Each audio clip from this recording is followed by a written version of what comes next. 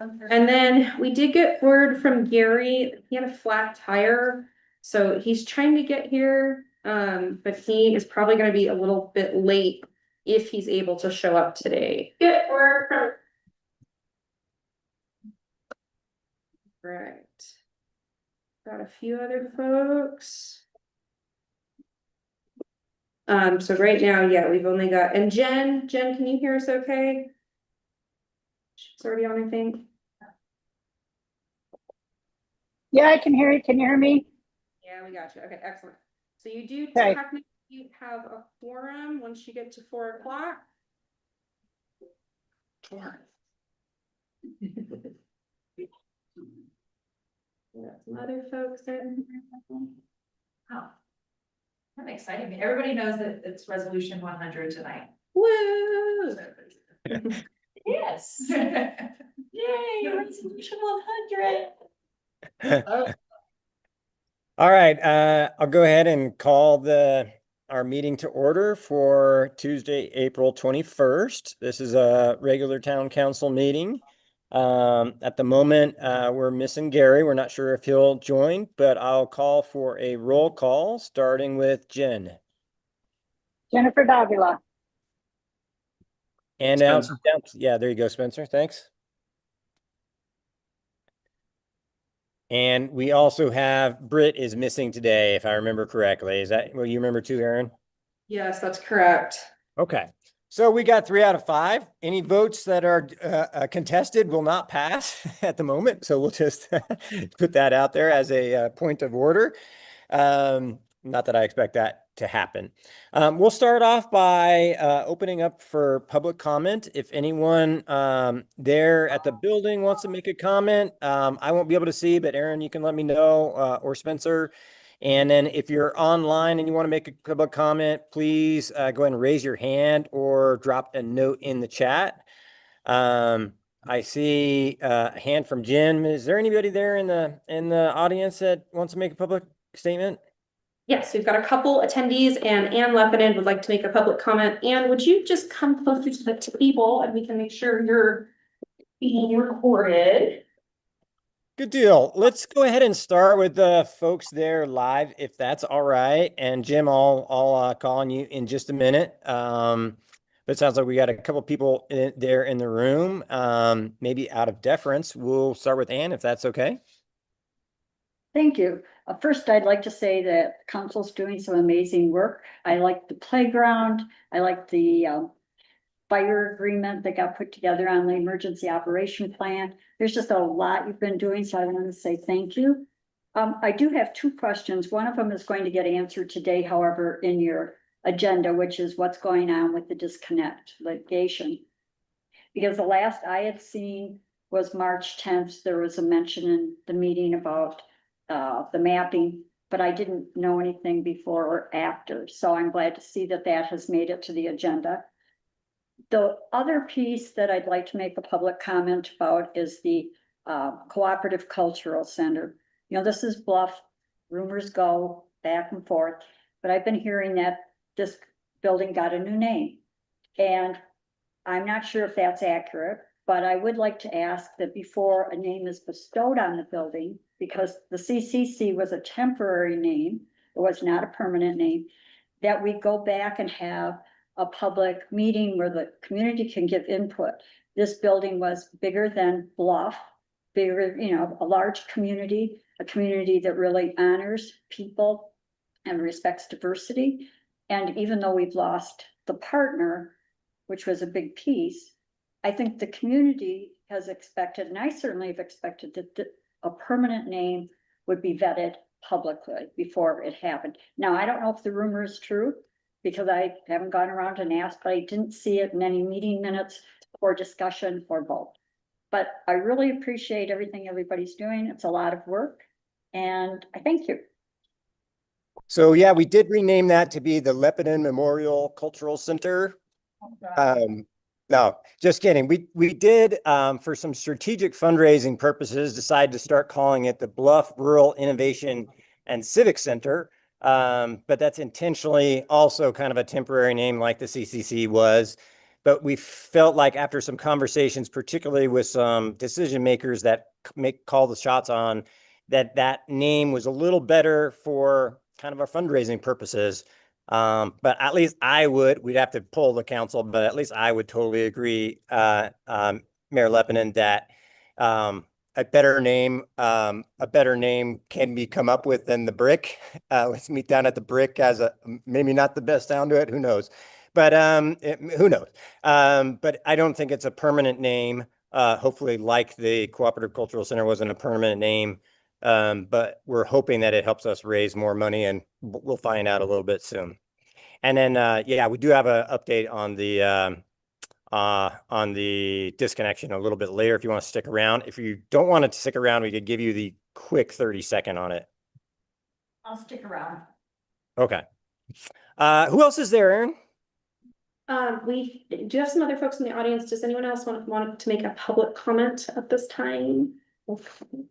No other public comments in the room. Good deal, Jim. You want to talk, or is it about the agenda item later, and we'd be better to do it when we're talking about the agenda item? If I can speak during the agenda item, that's fine with me. I just wanted to, well, I may as well just do it now. I want to apologize for my flawed presentation before and not providing, it was a little confusing for me to have supplied the 2024 survey with the materials that I submitted. And I think that was where the confusion lay. And that's entirely my fault. It didn't need to be submitted.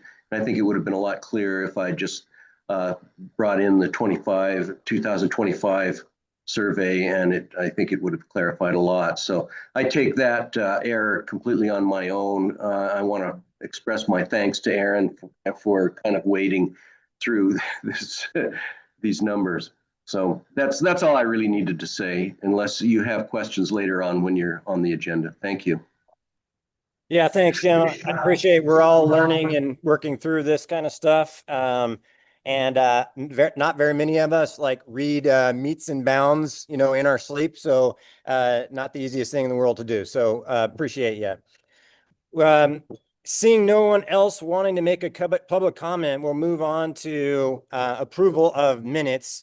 I was able to review the slew of minutes we have. We have 5 minutes to approve here. I was able to review and did not see any errors that I felt needed correcting.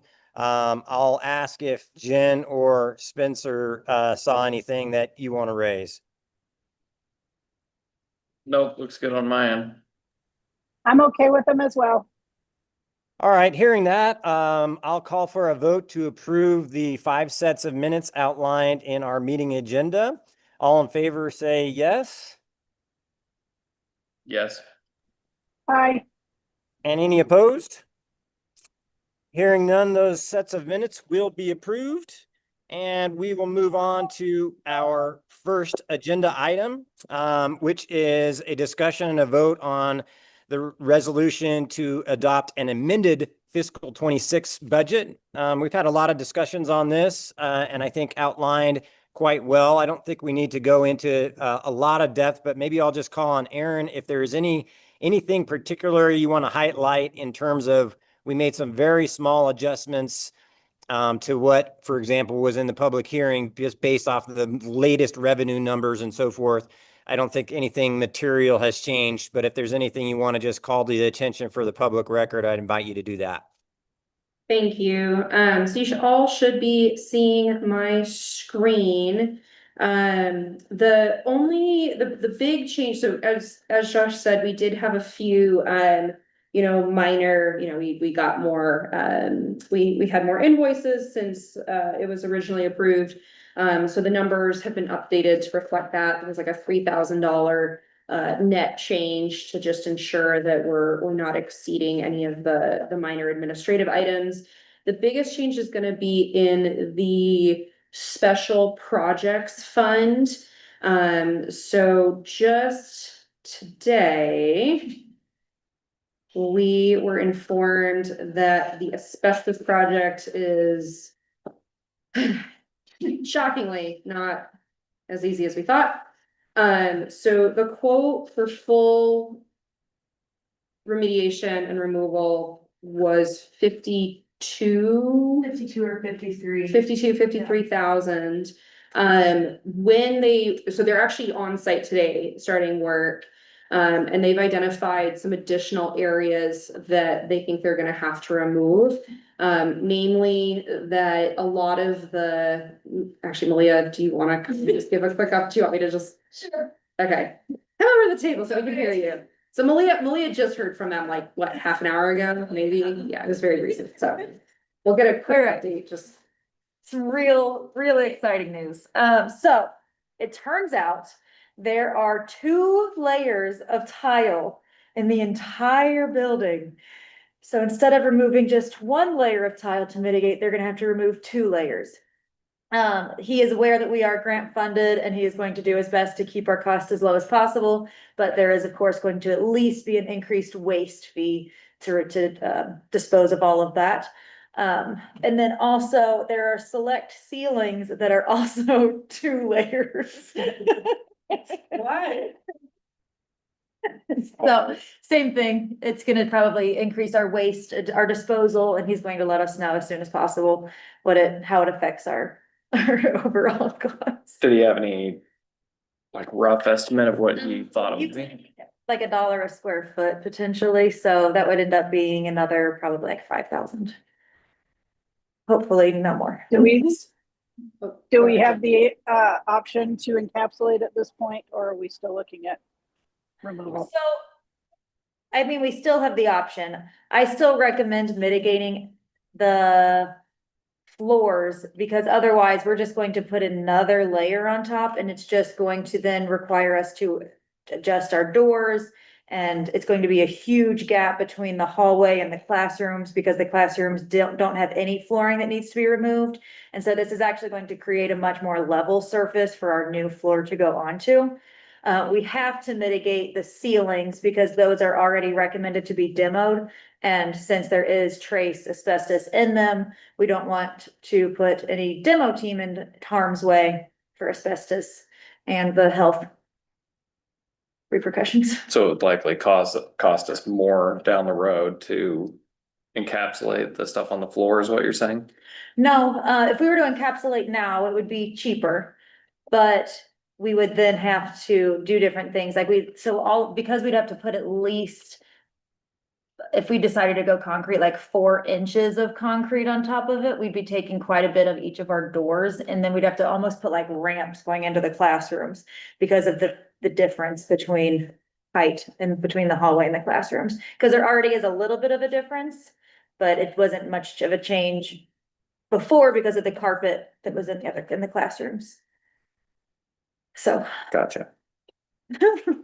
So with that change, I have an additional 10,000 on top of what was originally quoted. Also just to ensure that like we don't need to go back, hopefully, and amend this again before the end of the fiscal year. Instead of having a fund balance roll over into next fiscal year, I just I put some additional money to the fire suppression system with the hopes that we would still be able to find a contractor to utilize, as much of the grants as possible. So this does reflect $100,000 being transferred from capital projects to serve as the match for that. Now, whether we use that or not in this fiscal year, we'll see how that all shakes out. But I wanted to ensure that we had enough runway to spend the funds, have it in the budget, as opposed to, not having it and having to like for sure redo this when costs go up. So the special revenue fund has the biggest changes since we spoke, or it really has the only changes since we spoke last, with the slight modification to just a couple administrative lines. Our total revenue and expenditures for the general fund are at 1.1 million. This includes the grant or the generator grant, it includes the playground and some of those other like the lighting project as well. And then with all of those, doing a $13,000 transfer of interest money that's been sitting in PTIF for the GOEO grant. That 13,000 is going to go directly to the special revenue project. Ensuring that roads, they keep their funds and everything. The general fund will have $56,800 rolling over into next fiscal year. So that still gives us some wiggle room. I worked hard to make sure that, you know, any of our known general expenses, you know, would not be going over in the next 2.5 months. One other thing to note, we were able to receive about $4,200 from the EPA upon the final closeout of our grant. That funding is coming, so that revenue in is going to support Malia's work as that project manager position. So you'll see for the administrative director line item, it's actually decreased versus the original proposed end of year expense, because some of it has moved into the special revenues project. So you'll see that line item increase for next fiscal year, but that's because we're just funding a part of it with the money that came in from EPA. For all budget, everything financial, we do have to have a formal resolution. The template that you see in front of you is what we've utilized for previous budget amendments. I would ask you to please double check all of my dates and everything. I think I've got them all correct. But with that, it is fairly standard to what the town has utilized in the past to do a budget amendment, approve a budget amendment. Good deal. I appreciate the details, and also can relate as a previous homeowner of a 1907 house that you run into things that you don't expect when you're doing this stuff. And fortunately, the wisdom of the previous council putting aside some money for capital projects feels like appropriate thing to do. So I'm supportive of moving forward with approving this budget as it's laid out in front of us. I would just ask if Spencer or Jen has any questions, or if there are other items you want to highlight, Aaron, or discuss. Just one final comment. In the public comment period that ended Friday at 5 p.m., we did not receive any other mail or email regarding this proposed amended budget, and the reflection of the money moving in for emergency services, emergency medical services, EMS fundraiser has been marked as such, and then is coming out as expenses as such. So thank you for that, Linda. That adjustment is in there. Sounds good to me. I'm Looks fine good. with how it's presented.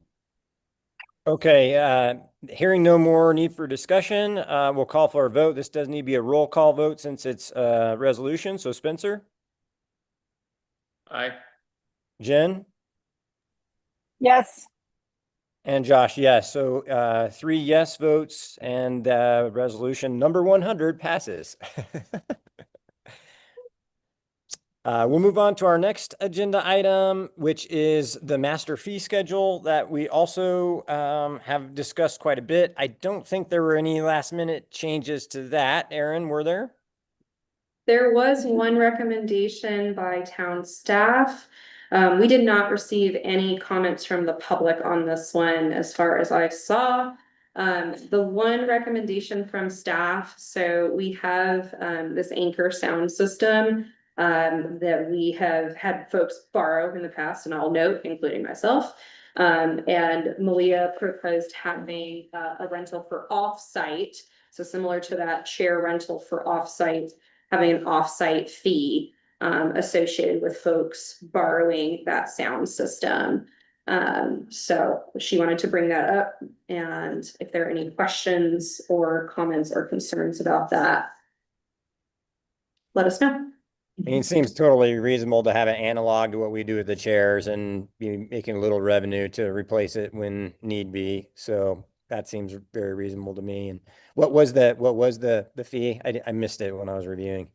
There wasn't one. We previously hadn't had, we had had like an audio visual fee for folks to use things here at the center. So it's like $35 a day. Again, all of that's included in this new proposed fee schedule. But we didn't have any formal mechanism for collecting fees if folks wanted to take it off site.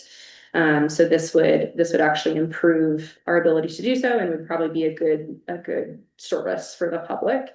No, I and just I'm mean like, how much is the new fee? $50. What's that? $50. Okay. Seems reasonable.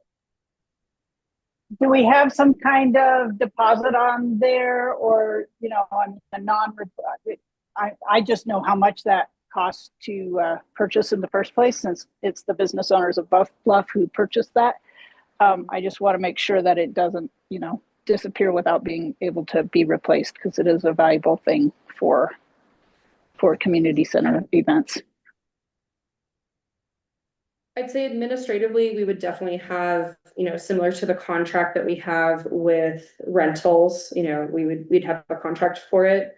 I was thinking that it would fall under the same fees to replace as any of our other equipment, lost or damaged equipment fee, and it's at cost of the unit to replace it. I wonder if we should put something in there, say something about it of like, just as it gets older and, maybe if it dies on its own over time, like just if it just happens to die as somebody's renting it, even if it wasn't their fault, it may not be the best to make someone pay for it once it gets old.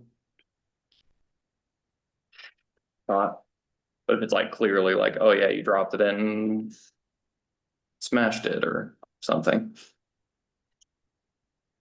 Yeah, I don't know. I think I'll probably have to come up with a separate contract for some of these off-site rentals. And I'll bring that to you guys, probably for some of that language.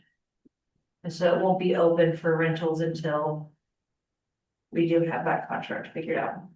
Have clauses like that, and also have some stipulations on taking it off-site. Maybe it can only be used indoors or different things, just so that it doesn't get dusty and rained on, and different things to help protect our equipment. Or it can't go outside of X number of miles from the building or something, that it stays in Bluff proper or something. So. Jen, knowing the cost of the unit, do you think that the cost per day is reasonable? I believe that it was in the range of about $3,000 when we purchased it. Maybe I'm wrong, but it seems like that would be about what it was, because we used the Balloon Festival revenues to purchase that. So I'm not worried about the cost rental fee so much. I just don't want it to walk away.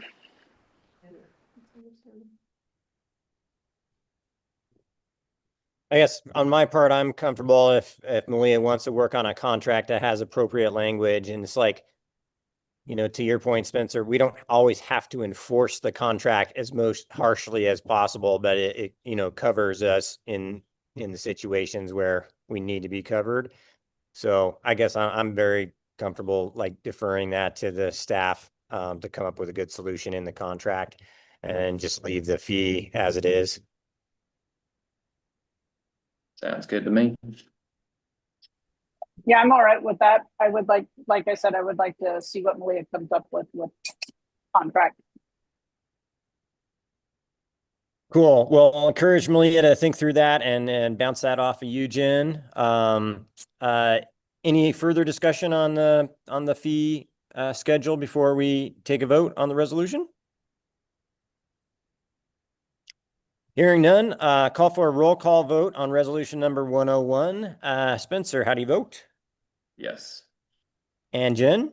Yes. And Josh, yes. So 3 votes yes, the master fee schedule is adopted. All right. One more resolution here to vote on. I would ask if you could quickly, Aaron, just overview why this is coming back to us. We heard a little bit from Jim that we needed to make a correction, but let's just for the record, like explain a little bit what we're correcting. I think it's all fair and good, but good for us to dot our i's and cross our t's on these things. So Jim had approached me last week. He had not yet submitted the resolution and surveys to the county for recording. So we're lucky in that none of that was recorded at the county offices. However, what essentially happened was so attached in the resolution, I had provided two surveys. One was a survey of the Podmore property that was allegedly going to be transferred to Sayers, that would result in the second survey. That was a survey conducted on July 9th of 2025. So the resulting survey is the one that shows one square or one rectangle, tract B, of a total of 0.55 acres. The previous survey from the prior year showed 0.5 acres, when in reality, what the Podmores would be transferring would be 0.45 of an acre.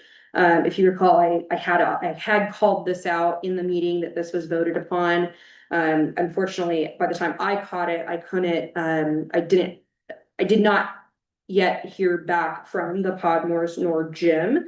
But when we had spoken originally, it's like, oh, here are the two surveys. So what the proposed resolution in front of you would do, resolution 102, it removes, it would rescind and replace resolution 98 entirely. It is rewritten so it only references the resulting parcel, which is ultimately what we care about, that is the boundary line that is being adjusted. Luckily, Jim actually does have a tax parcel number, whether the county knows it or not. Because when I called them, they said no, but Jim hunted it down and he says, yes, he's getting charged for it. So we're able to confirm that the Podmores will transfer 0.45 acres to add to 0.1 acres owned by Sayers, resulting in 0.55 acres. All of the same legal code stuff that we talked about previously that you received a memo about is all still the same. But it only references the resulting survey.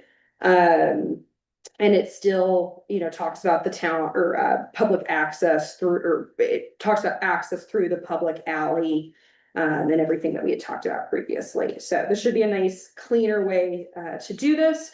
And my apologies to the Podmores and Mr. Sayers.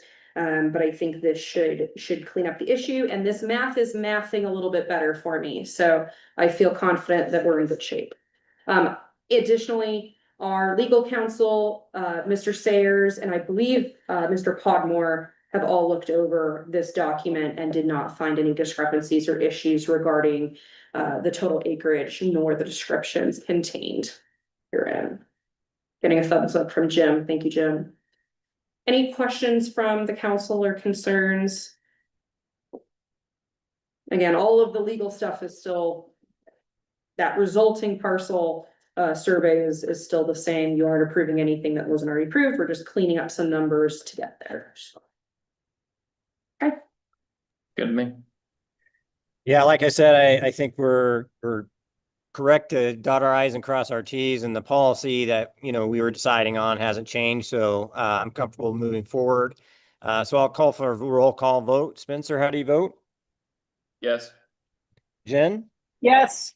And Josh, yes. So 3 yay votes and the resolution is adopted. So hopefully we can clean that up and you can get it recorded, Jim. And you're our the first guinea pig in this process, but we are learning along the way. So hopefully everything turns out well for everyone. Thank you. Thanks for working with us, Jim. Okay. We have in our new business, we had, oh no, before we get to new business, sorry. The item that Mayor Lepinen was asking about, talking about meets and bounds descriptions. Oh shoot, did I drop out? No, you're still No, you're there. here. You're good. Oh, all right. I think when you stopped sharing or something, I was like, oh man, did I lose my connection? talking about meets and bounds descriptions and the challenges with that. Maybe Aaron, if you don't mind giving a little bit of an update, I think we're getting super close to having the boundary correct. Any more recent update you can share? Yes, so when I had filed the request for disconnection with the meets and bounds description as provided by Brad Bunker via or Sitla via Brad Bunker, effectively the survey was incorrect in that we had gone back and forth a lot with Sitla to ensure that they were actually adhering to the agreement that the town would retain a 6-foot right of way on the north side of Bluff Bench Road. A couple important reasons for that, but namely to ensure that we can continue to maintain that road with runoff, culverts, and things like that. When they attempted, and I don't know who, when they attempted to put that language into the meets and bounds, there was a discrepancy regarding the total acreage. And so I had called this out to a Sitla representative upon signing that it was odd that the total acreage had not decreased when they had changed the description. Because 6 feet over the course of 3 miles, that's got to amount to something. But oddly, they hadn't done that. And so when it went to the state surveyor's office, they identified that as an issue. And effectively, the meets and bounds did not align. They didn't connect. So it wasn't a full piece. So shockingly, Sitla took it back. It appears that they must have done this in-house because the paperwork is not a survey that is not a survey template that I recognize, but it is one that we've seen with Trust Lands Administration with many of their internal maps. And so the new meets and bounds, I believe they do indeed follow that road. The new acreage makes a lot more sense to me. And so I did receive the map yesterday. Originally, we had not received a map that we could open with our software. So Sitla did send over new software. So they're just kind of waiting for my final okay that these descriptions match the agreement that we came to in October. And then as soon as that's done, then that all goes to the Lieutenant Governor's office for a final sign off. So I believe that this should be wrapped up before the end of April, which would result in the official disconnect, which aligns well with the proposed roads manifest update from our roads department that would remove the roads that are part of the disconnect and also be able to add the roads in Copper Cliffs too. We assume it looks like the surveys will be completed for those by that first meeting in May as well. And I do want to highlight, I really appreciate all of the surveying work that was done on this. It clearly was a little challenging. I believe that it was likely that the original direction by Sitla to follow the road as opposed to the right of way resulted in discrepancies in that total acreage. And so it's good to get all this wrapped up. As I said, it makes a lot more sense to me with the final acreage, which would come out to a disconnection of 5,310.07 acres from the town of Bluff. So we are retaining about 8 acres compared to that other description. Yay, but we do get the rights of way, which, as I indicated, are very important for us to be able to maintain that road accurately. What questions does council have?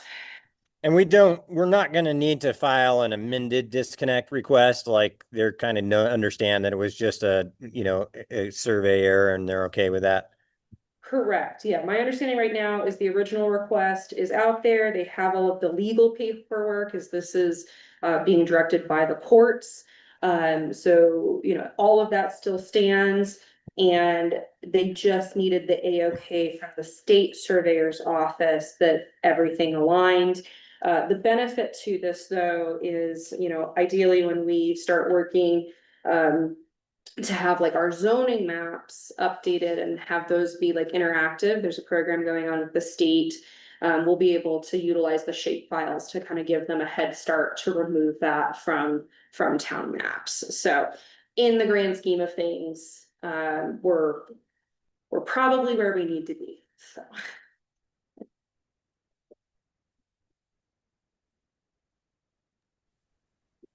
All right, if there's no other discussion on that, we don't have any action to take, it doesn't appear, so thanks for the update on that.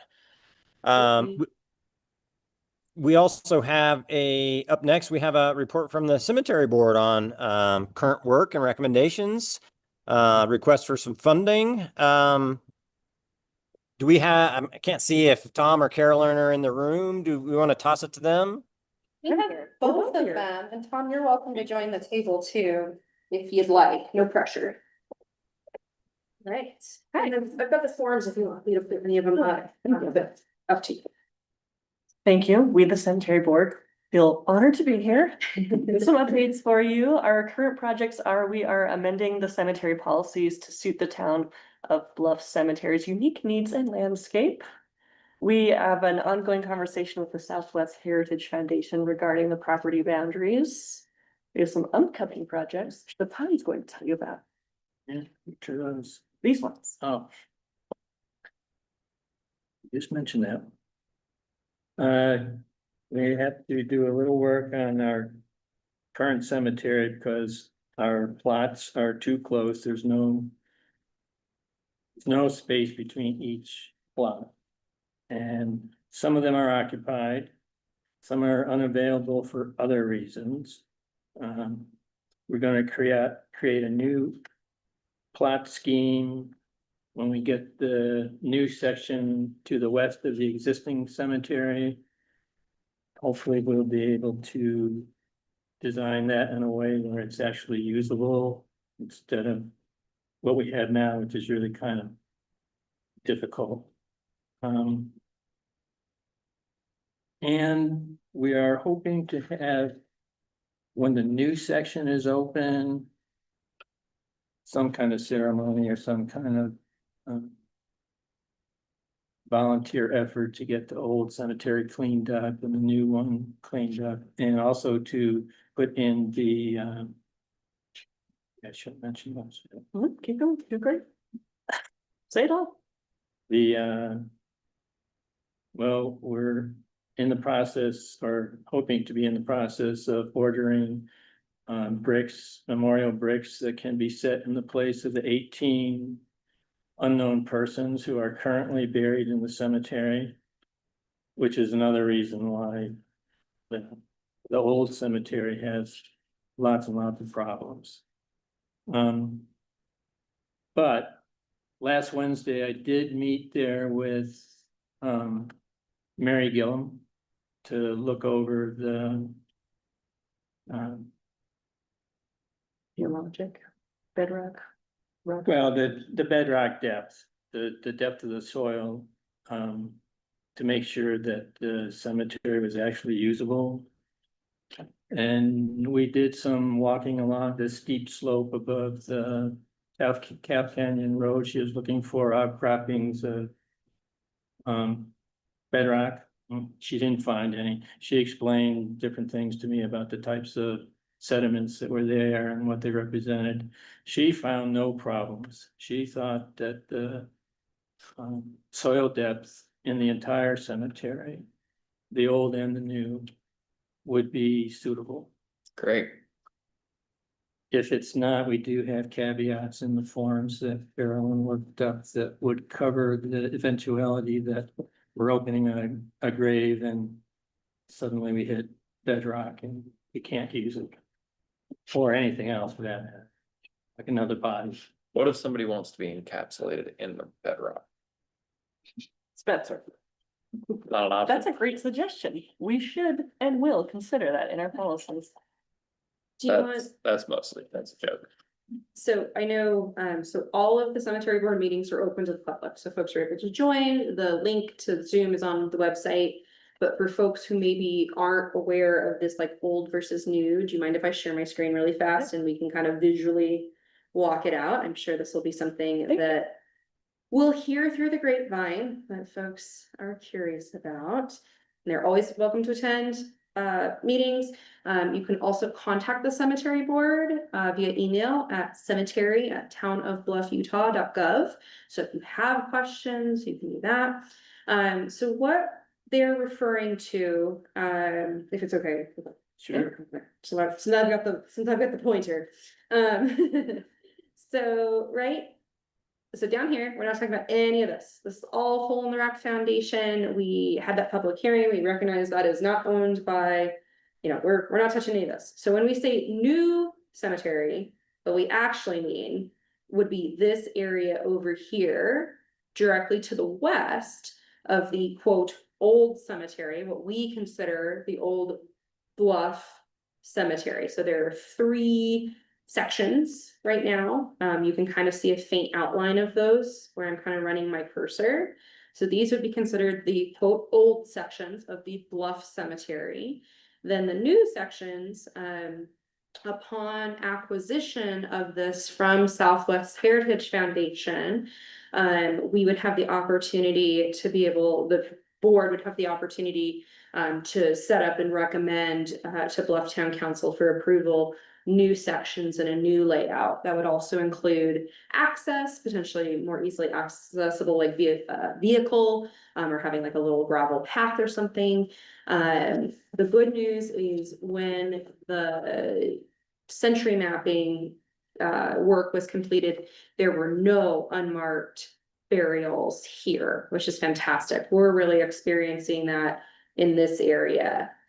Tom? And Mary Gillum did comment that since the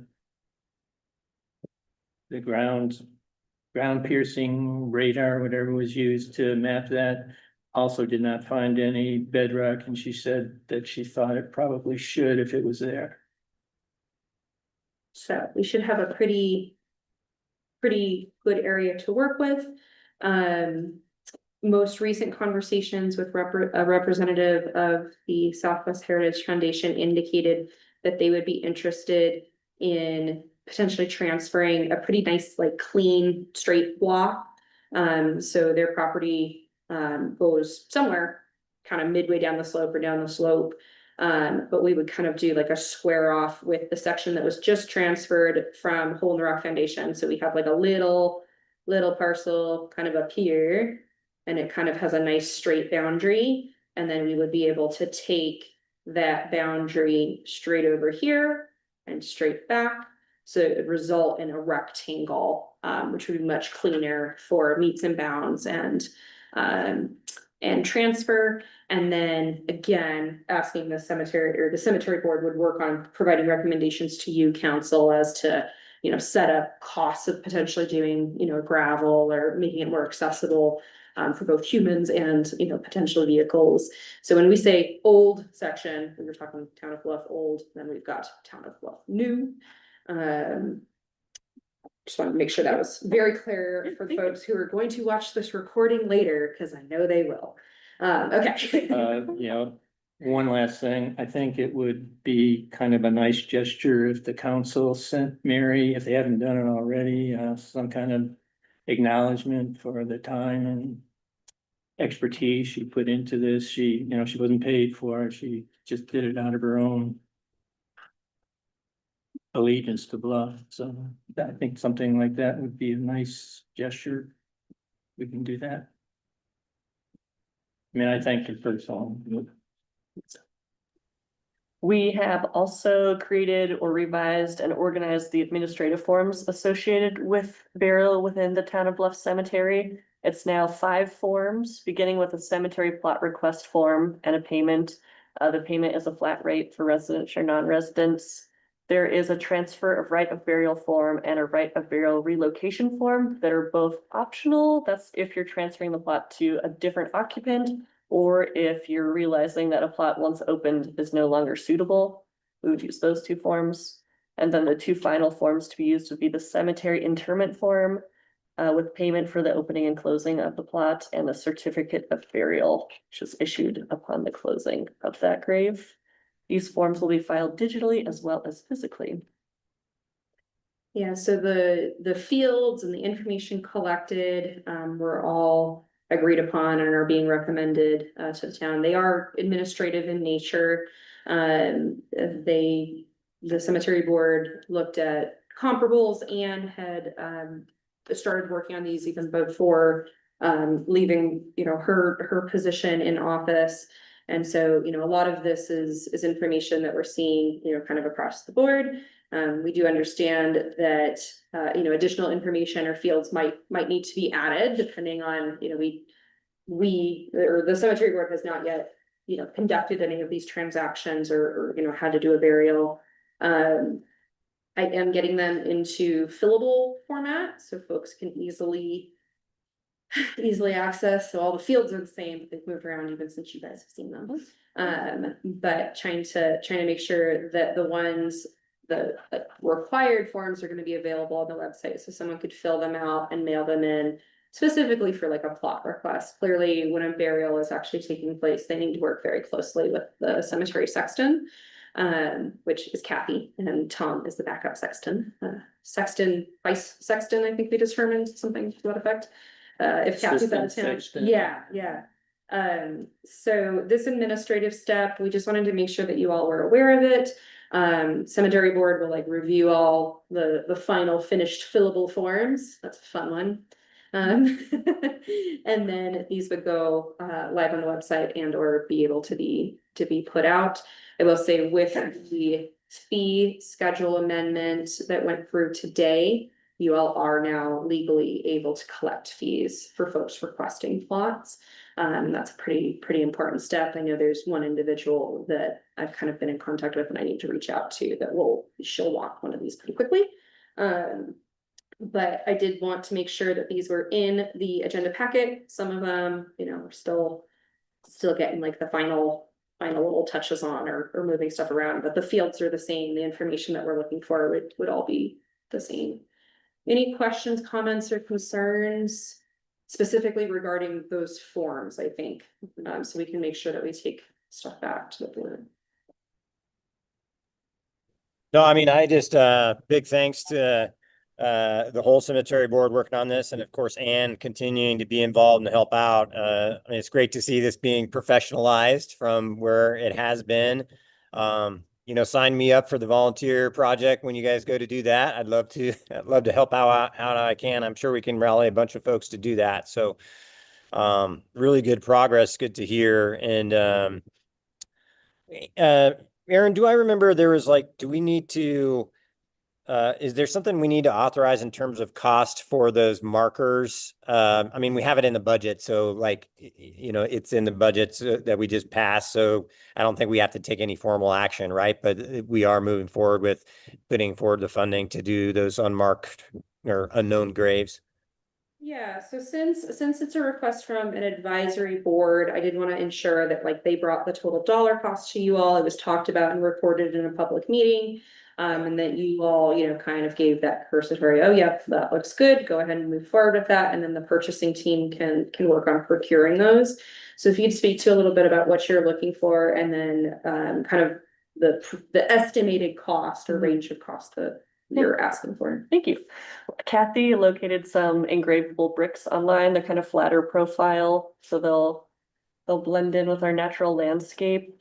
We would need 18 of them at $39 each. They'd be engraved with the text unknown for a total of $702 for taxes and shipping.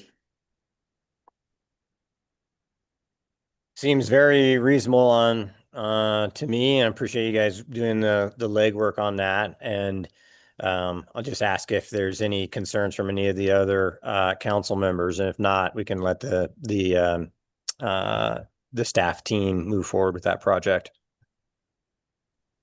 I'm good with it. Works for me.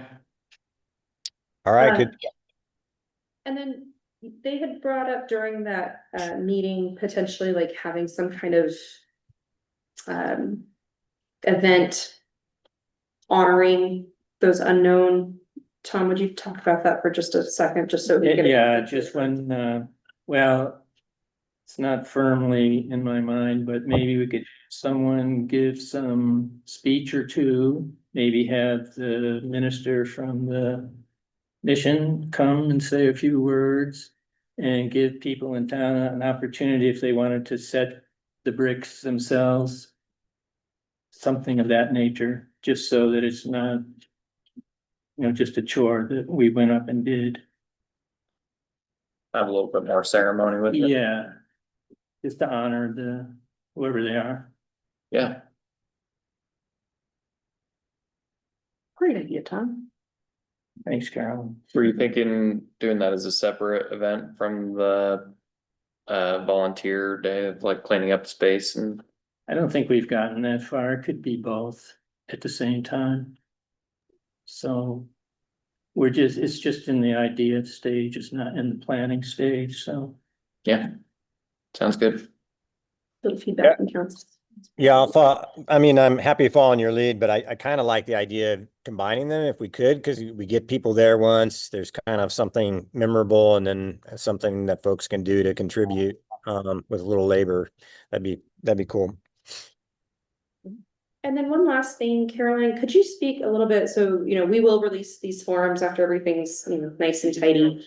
But would you share really fast? It's kind of been, we've talked about it in the cemetery board meetings. I think, folks are aware of these unmarked graves, but on the forums, it talks about, if someone has reserved a plot and upon opening of a grave, if something's discovered, can you just talk a little bit about like those farms? There's some wording in there that we want folks to be aware of. But essentially, just kind of along those lines. So we have it in a public meeting that folks aren't surprised when they look at those forms. Yeah, thank you for that segue.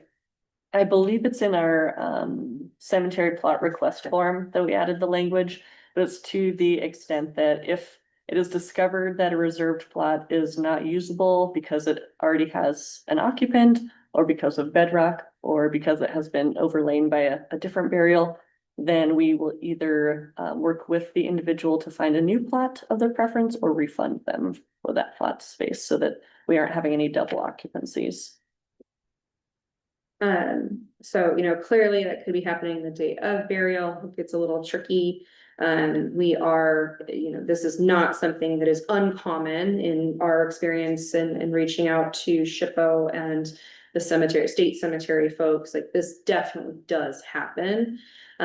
So we just want to make it really clear, both here in person as the cemetery board is, taking reservations, and so it's such a weird, the terminology is, difficult, I think, for me. So if anyone online has any ideas as to how you refer to a future plot occupant, feel free to reach out, and, we can make this, we can change our language. But, I want to make it known to the public that, this does happen. We, of course, the sexton would, try to make this as, uneventful as possible and finding another spot.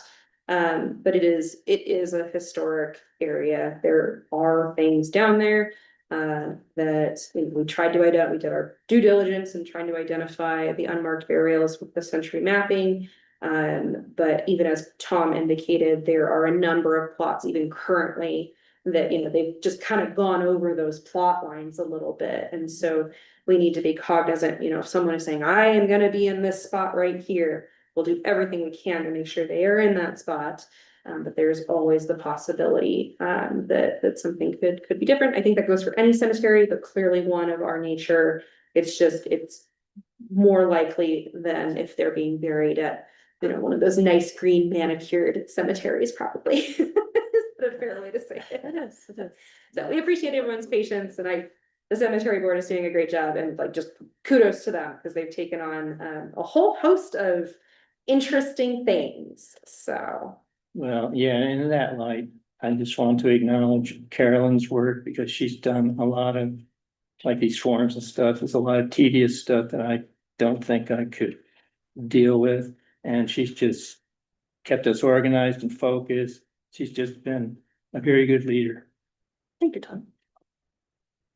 Yeah, thanks to both of you. Would you Okay, remind then. me when your next meeting is scheduled? Our next meeting is May 8th at 10 a.m.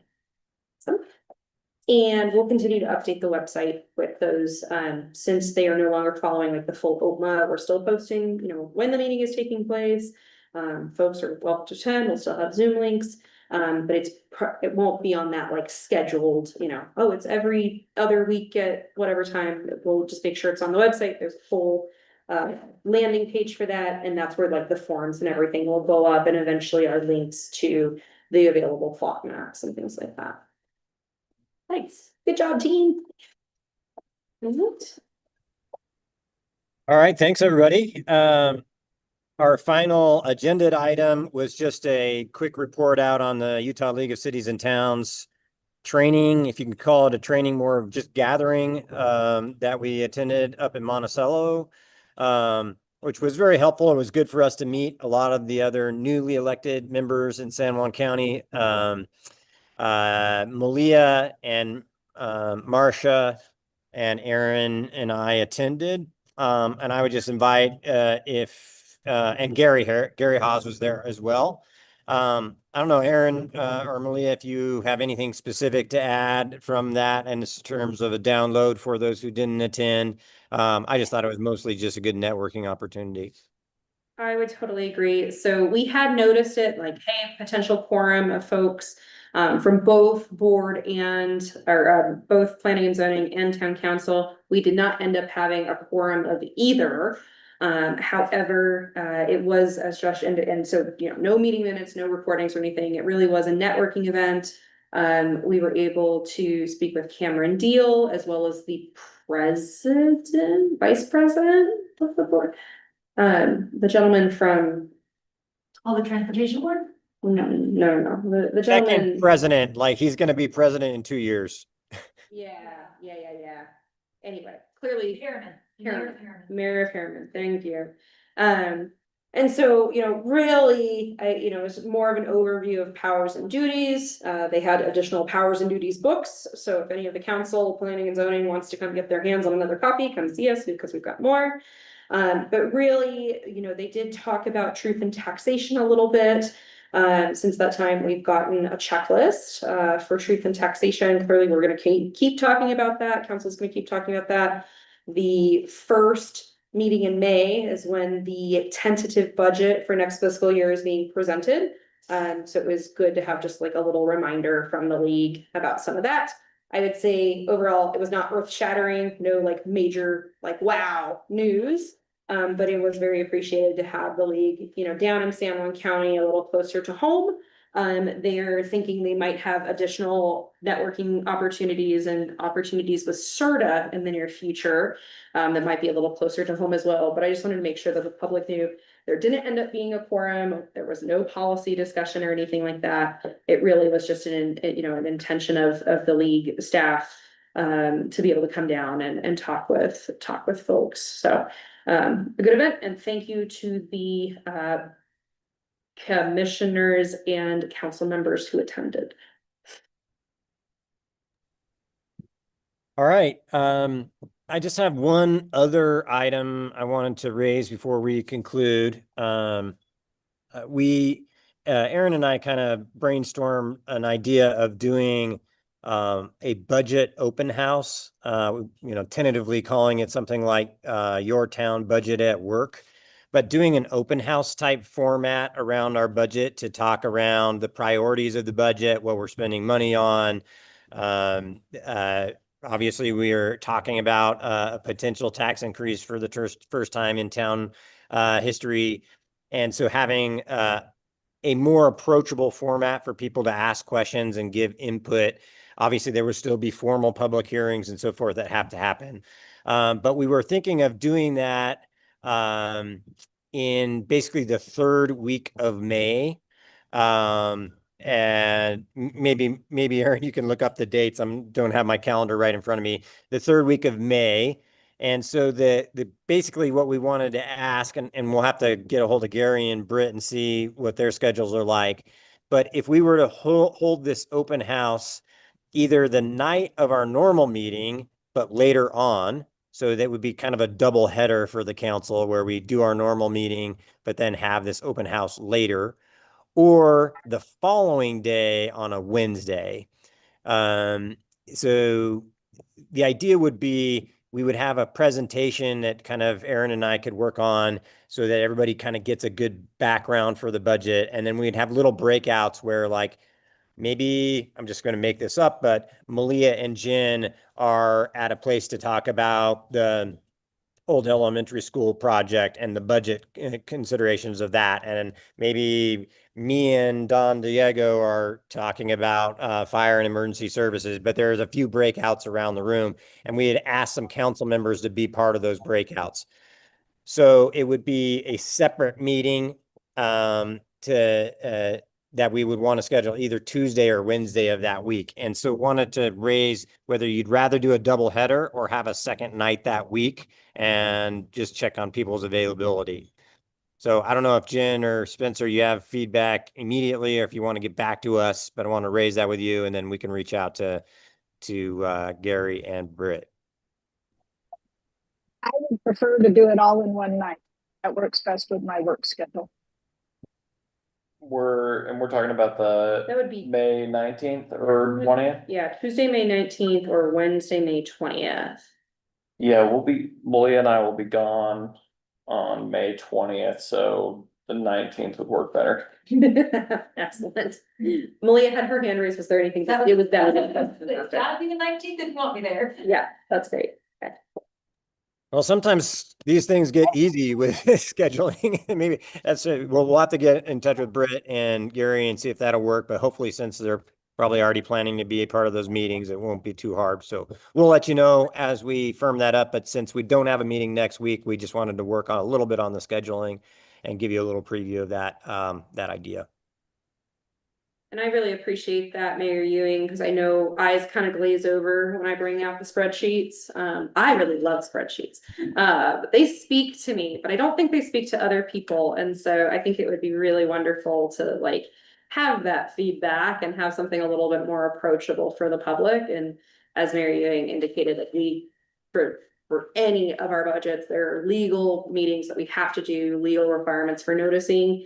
This would be in addition to all of those, to have an option for the public to join us.